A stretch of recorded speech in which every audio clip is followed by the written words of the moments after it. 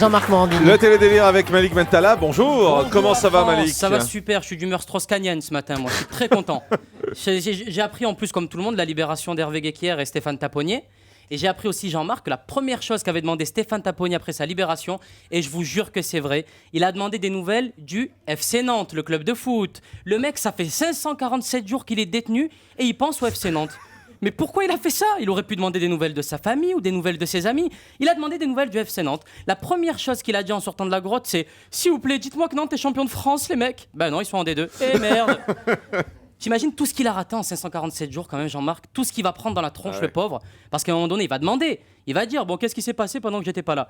L'équipe de France de foot s'est fait éliminer au premier tour de la Coupe du Monde après une grève des joueurs. La prochaine Coupe du Monde est au Qatar. Ribéry s'est fait choper dans l'affaire Zaya et Marine Le Pen est en tête des sondages.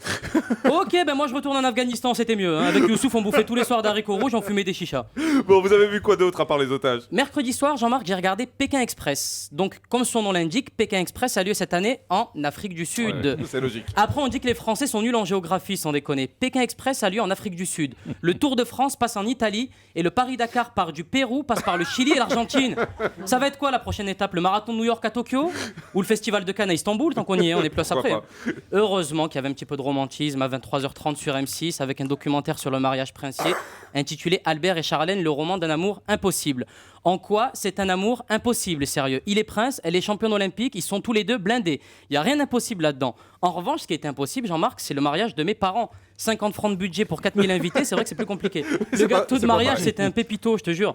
Bon, Mais c'était quand même, Jean-Marc, je tiens à le préciser pour finir sur ce chapitre-là, c'était un très très beau reportage, vraiment. Ça a quand même fini plus tôt que prévu parce que Charlène a essayé de se barrer du reportage à un moment donné, mais bon, vous m'avez dit que vous avez regardé Énergie 12 aussi en fin de soirée. Oui, ouais, voilà, j'ai regardé Énergie 12. À minuit, j'ai regardé sur Énergie 12 Vincent McDoom à la conquête d'Hollywood.